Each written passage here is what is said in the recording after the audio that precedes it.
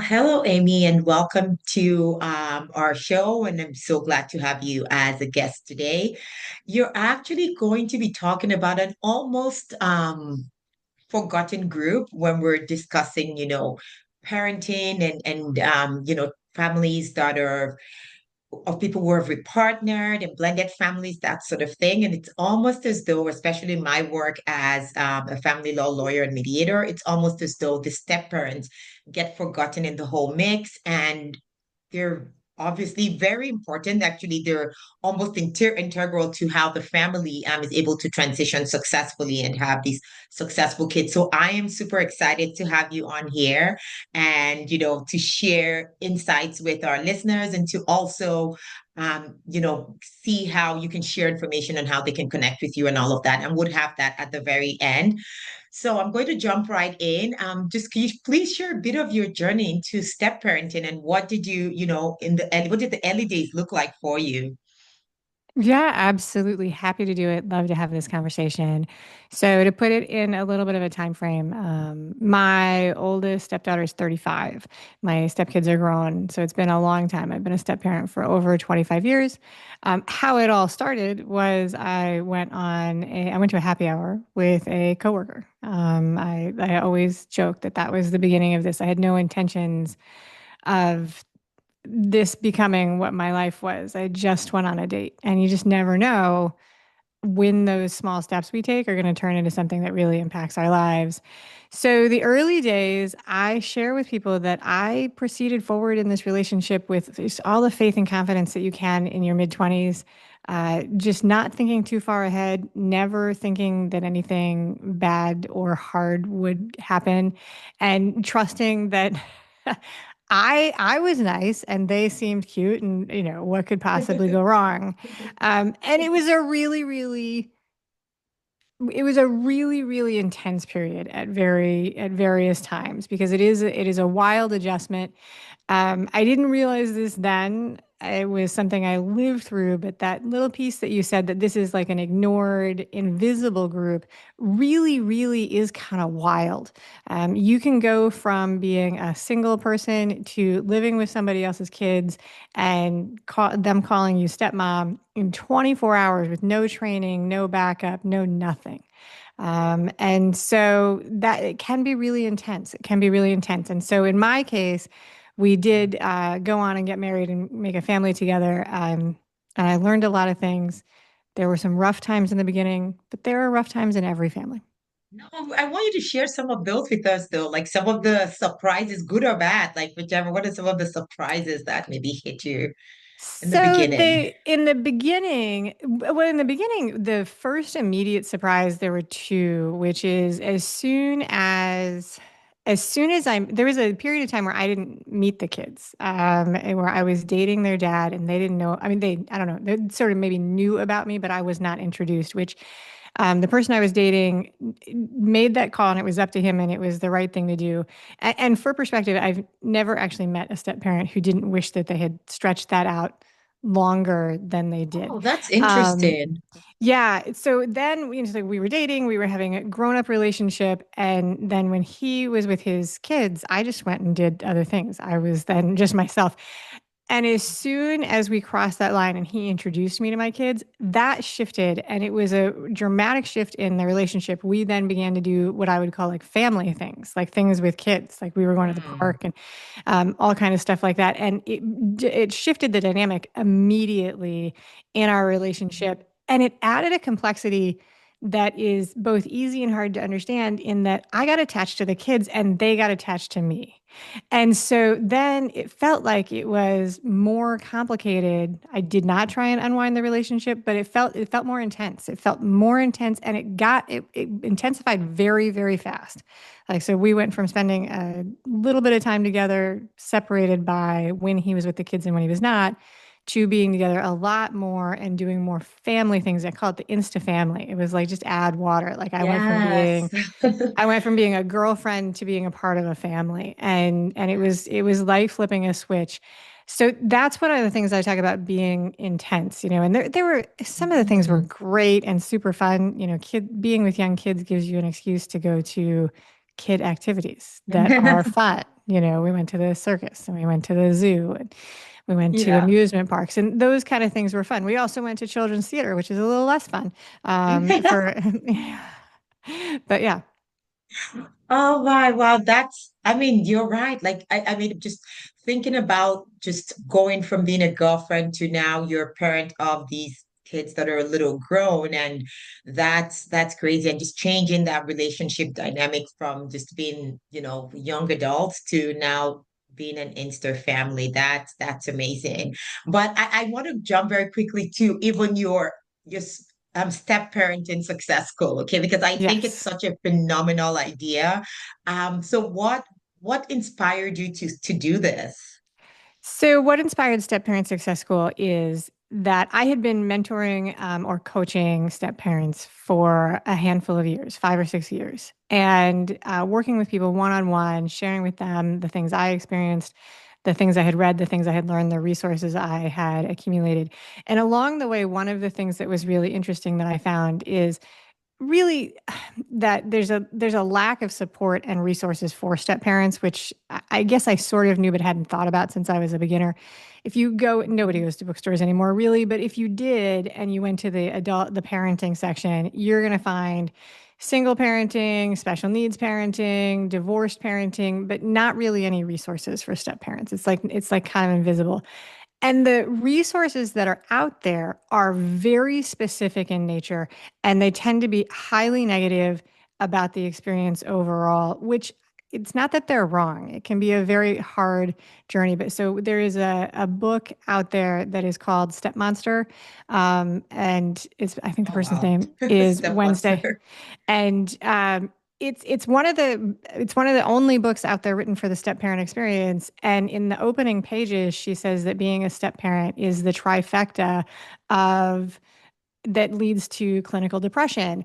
And I read this as I was already committed. I was, more than 15 years in. And I thought to myself, oh my gosh, if I had read this at the beginning of my journey, I would have run for the hills. And so when I was working with clients one on one, and then when I was creating the school, I wanted it to have a very specific thing that was like, if you have decided that you want this to work, I want to offer you that. I believe that it is possible to be happy as a step parent.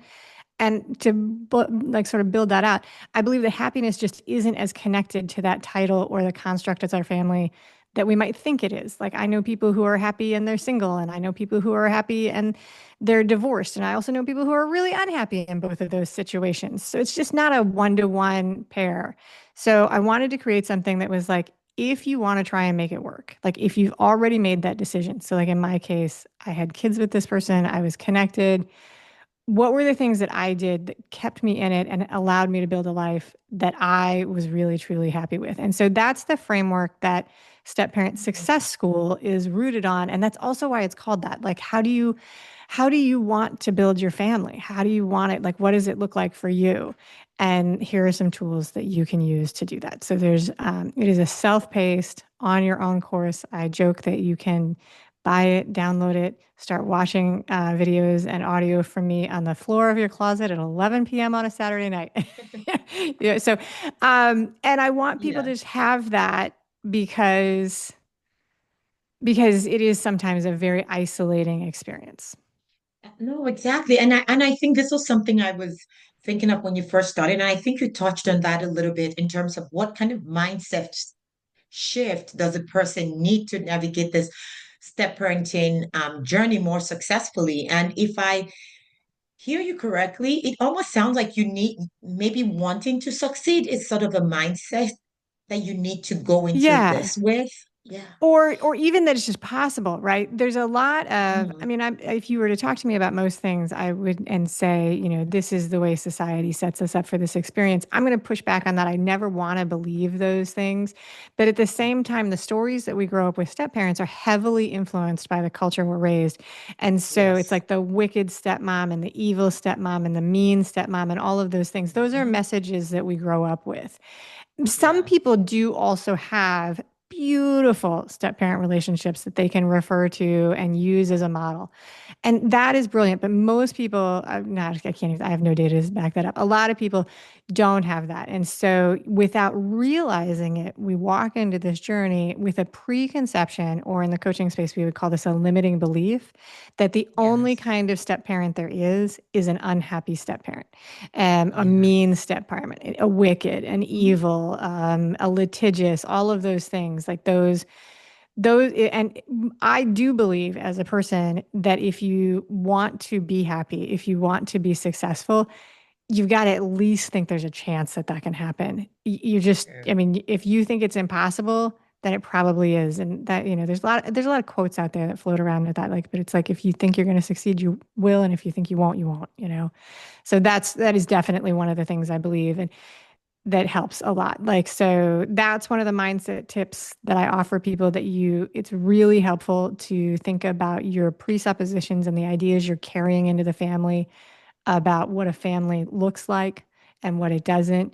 If you grew up I'll give you a real concrete example. If you grew up in a very, very faith-based community where there's a lot of priority and value put on getting married once, staying married, and never getting divorced, and then Mhm. you become the wife that enters after a divorce, there's a Yeah. lot to unpack that. And so if you're looking at your partner in the family and thinking, hey, there's something morally wrong with the family I'm in, that's an uphill Yeah. Sisyphean battle. You got to deconstruct that because you're Yes. just going to be Yeah. fighting against yourself.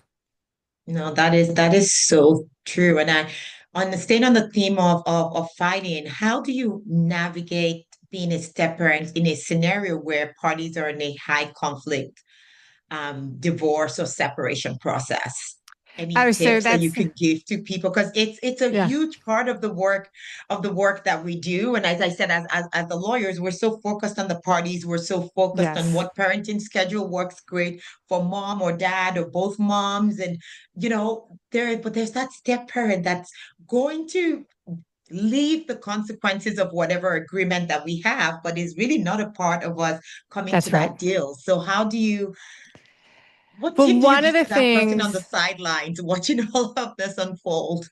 So one of the things that you touched on, which is very hard for some people to really embrace, is the absolute 100% reality that I was not a part of my husband's first marriage, and I also wasn't a part of his separation agreement. I don't have a seat at that table. I can have opinions and I can have thoughts, but it's really not about me, and it never was. And long before I became a stepmom, and long before I went through mediation training for myself, my parents were divorced, and they were in a very high conflict relationship. They lived in different states, and the way they interacted today would be called parallel parenting, Okay. because they were not in the same city. Like, there was nothing, they were not in the same space, and they chose to fight for like forever. But I came out of that with some very practical skills about conversation and communication tools. And a lot of the things that happen in families, not just blended families, not just extended families, but families, really does sort of sometimes come down to a breakdown in the communication pattern that we have. And so the better communication patterns people can have and the willingness to communicate, it does help a lot of things. One of the things that I think is very helpful in somebody who's been in a family for 25 years is Hmm. the awareness that the original agreement people make is a snapshot, right? So it's made at the time of that divorce, and that's the agreement that worked then. And God bless it if that works for you for 25 years, right? In my experience, there are some benchmarks where things get shaken up, and then every family Absolutely. has the decision to make of, is this still working or is it not? And how do we want to continue to grow and adapt this together? And it's going to be different in everybody's family. Like, if you're in a highly litigious, high conflict system, that might really look like you have advisors and people helping you have these conversations. But even then, you want to have a framework for when we are going to come to do this. How are we going to make a decision together? Does it require a bunch of external parties, or can we do it by ourselves? Yeah. There's no judgment for me for that. And so although I think that most people hope to not be in a high conflict scenario forever, But it does um, happen, right? it does happen. And then the awareness. And so there's lots of things like that. So being able to talk to people, being able to renegotiate those things. One of the things I encourage people to talk about at the beginning, as specific to step parents, is to have open conversations and about who are the people in the family, and what are the Mm, identities and what are their jobs. okay. And this is something I borrowed from a childhood development conversation, which was recommended in a family when you've got a teenager. It was like sit down and re-talk about what people's roles are now. Like now you've got a young adolescent. Do you still give them, specific chores or not? Like just redefine it. And so I reapplied it to the family context because you throw a new person in, and if you Mm-hmm. don't sit down and talk about it, then people are just going to make up their own assumptions, and maybe Mm-hmm. it'll be fine. Right. Maybe it'll be fine. But if I'm thinking of my stepkids as my stepkids and they're thinking of me as that witch my dad dates, that's potential for Mm-hmm. conflict. Yes. If the people in the other house are using different names, you don't have any control over Mm-hmm. that, but that's where those things break down. And taking the time to pull that out and just talk about it and say, hi, I'm a new person in the family. This is what I'm here to do, and this is what I'm not here to do. And actually have that conversation Would this is like conversation involve the kids maybe, or just depending on you, the the age, yeah. partners? Okay. Depending on the age. Okay. So definitely if they're adolescents, I don't think that Okay. if you've got this is one of my favorite stories. This was not a client, this was a friend. Yeah. But we were standing on a beach, just getting ready to swim or run or something like that. And it was just after the holidays. He's 50. His father had just remarried. His mom had died a few years before. And he's standing there. Yeah. He's, Nice. he's just telling me the story of what happened over his holiday. And he's trying to describe this new adult in his life. And he's like, oh my God, do I call her my stepmom? Like, what do I do? And I was just like, listen, I was like, figure it out. Like, just talk to her. Like, what do you want to call her? I was like, if you want my opinion, you're an adult. You have a complete relationship with your mom already. You're not necessarily looking for another, you're 50. You don't need another mom. She can just be her name or, Yeah. insert your dad's wife or whatever. But that illustrates the point that if you don't go through and think it through, like claim it and name it, which is a very Yeah. empowering tool, it just Yes. opens up a potential for uncertainty and rumors and conflict and all the things. No, that is such an that is interesting, especially I've never thought about it from the lens of an older person. So it is still a Right. new adult coming into their lives, right? That's a good story for sure.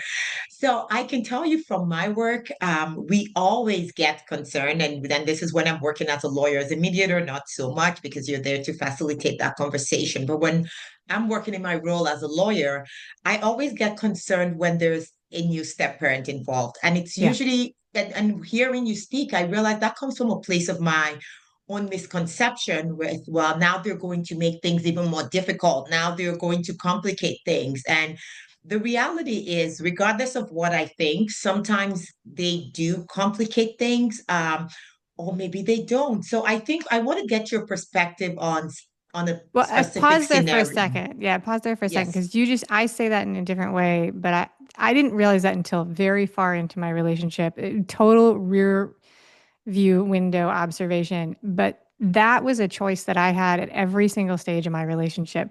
Did I want to be a person who added complexity and conflict to this family and this situation? Or did I want to be a person who was bringing stability and love and peace and work Mhm. together?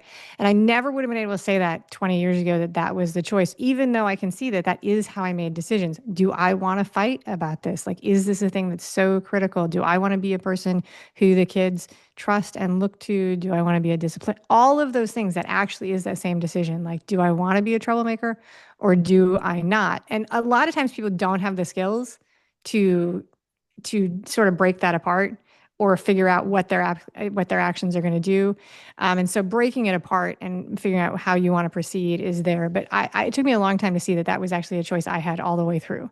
And Yeah. it was and so I offer it to new step parents. I'm like, figure out where your priorities are. What are you working towards that you want to be? How do you want to be remembered in this family? And that can be your filter for how you want to show up. Do I want to scream at the ex-wife at a public event at the school? Is that who I want to be? That's, or do I want to walk Yes. away and follow up on the phone and be like, hey, can we talk about this? Oh wow, that's you know what? If everyone came at this from this frame, then my question that I even had is unnecessary because I was just thinking, you know, should the step parent be involved in creating a parenting schedule, for example? And you know, before kind of hearing your story and how you help people through this, our thought was always, well, they shouldn't be involved. But why not though? Because it's now their lives. The children are most likely going to be staying with them during those scheduled parenting times. It affects them. But obviously, you know, for those with the sit on the table, it's easier to make that decision just with that group. But whether we Yeah. like it or not, there's someone at the back end whose life is affected for better or worse, and who really should have a voice in that conversation. Yeah, and maybe not a voice at the table with the lawyers, to be honest. Yes, absolutely not. But that was definitely a set of rules that my husband and I had to work through, where I was like, "Hey, listen, you know, don't make commitments for me in your, like, don't commit my time as a resource without talking to me about it." And, so for us, it was a marital discussion, but that really for me is just a basic humanity thing. Like, don't commit me for carpool without clearing it with me on my schedule. Because he would be in discussions early on. He'd be like, "Oh, sure, we can do that." And he was putting me on the task list without checking that I was there. And that's not fair to anybody because he's then in that case, he's not telling the kids it's going to be me. He's not telling the other parent it's going to be me, all of those layers. So that's definitely something that we went through in our family. But so in a big family like mine, there was absolutely a season where it was all adults on deck. Like it was everybody all the time, too many kids. We were absolutely outnumbered. Like we needed all the drivers, all the help. And you're just, Yeah. it's very busy season. And so then, you take resources from anywhere. But yeah, it is true that I think that anybody who is living in the house who's impacted by things should be considered about some of the things. That doesn't mean they get to decide. But in a family, there's very few things that are decided unilaterally by one person, and so yeah, so it put it all on the table and discuss it. Who's going to do Yeah. this and what? And there are also sometimes there are sometimes there's not a lot of trust between the adults in big high conflict families, and that's something to be considered. Okay. No, yeah, that's great. So at the very least, if I, you know, the partner and the step parent should at least have a conversation before maybe that meeting with the Absolutely. lawyers or whatever. And okay. Or even Yeah. okay, so that makes a lot of sense. So do you find in your work as, you know, as a success coach for step parents, is there any different from just the family coaching in general, or eh, So what do you think? Yeah. that is such a good question. I think there is, and I think there isn't, which is a terrible answer. When I am talking to a room full of just adults and parents, frequently I will get people who will say, "Oh, well, that works for anybody. It doesn't just work for step parents." I'm like, "Oh, okay, that's a very good bit of feedback." Early on, when Mhm. I started coaching people, I had a client come back and say, "Oh my gosh, I used this for like a conversation with my mother-in-law," which a mother-in-law is a very similar relationship to a step parent, which is a kind of a crazy thing, right? It's like an extra Interesting. adult. Yes. I thought that was very interesting. And then there are other dynamics that really do feel like they are unique to the step parent. So like the name we call ourselves. Like so some people hate this word step parent. They want to call themselves bonus parent or pick another name. And it is just an arbitrary name. It's just a title that works in your family, like so it's whatever it is. Yeah. So that feels like it's unique to the role. The part about being sort of unrecognized in certain situations can be, I don't know if it's exclusive to step parents because I think it also happens to guardians, kinship guardians, and people who are other type of things. But you can be living in a role where you have day-to-day responsibilities to people you care very deeply about, and yet you are not a person that can do certain things. So, those are, because a step parent has very little, if any, rights in a lot of situations. And you can make changes within your family to make sure you've got permission to drop people off and pick people up and take them to the doctor. But they don't instantly come. They don't instantly come. I think that's unique. I think it is not unique, but it feels unique when you walk into a family and you are in the position where there's a lot of previous culture in that family that you weren't Yes. around for, you weren't aware of, and yet you're sort of surrounded by it, and it feels like you don't understand the rules. A lot of new step parents describe their homes as they feel like they're a guest in their own house when the kids are over. And Mhm. I do think that's because there's like all this other history and culture between the kids and the parent that was just there before you got there. And Yes. once you call it out and say, "Hey, let's make some new house rules and new culture," it drifts away. But that feels unique to the step parent. I don't know that it really is, but it feels unique.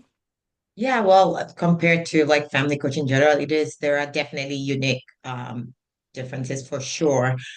So I mean, you've given us honestly a lot to think about, but is there something that you wish every parent could, step parent could learn from day one, now like looking back, and you have given Oh. us a lot. So I know I I'm asking think for more. no, the number one thing, so I shared with this before, the number one thing that I offer people is separating the idea of your happiness from the way your family is put together. I think that's a really good thing. And then the other number one thing that Yes. is really sort of what I work with people on is I say honor and respect every single relationship that was there before you, and then give yourself permission to focus forward on the family that you are creating that involves you. So it's like, hey, I understand that for everything else, this is you guys, opened presents on this holiday at this time, and I see it, and so on and Yeah. so forth. I want to talk about whether or not that still works, because as it works out in my family, we do it this way, and what do we want to do moving forward?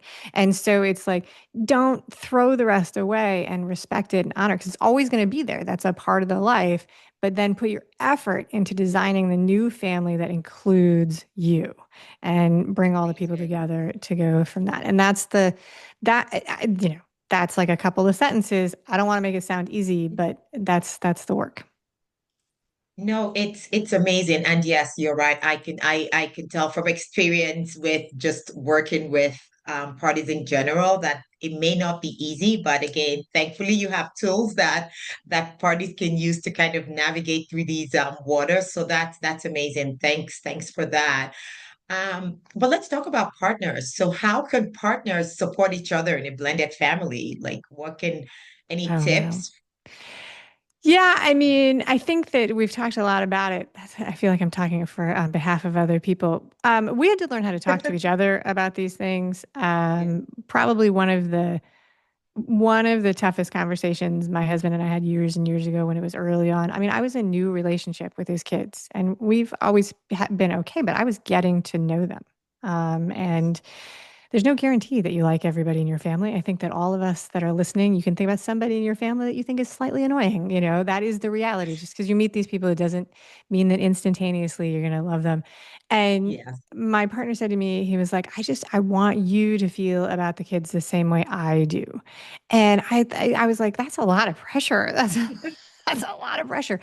And the other thing is, I just kind of think it's not realistic. And people will try and turn this into Mm, a biology argument. But now we've got this family with all of these people. Everybody has different relationships with every single person in the family, and I think that yes. allowing that and being able to see that is helpful. But Mhm. I mean, I think also I think it did hurt. My husband really wanted it. He wanted me to just be as be exactly where he was on that first day. And I wasn't. And so, Yeah. No, that's great. So I guess just allowing you that space, excuse me, to be able to, get to know the people and form your relationships in your own time.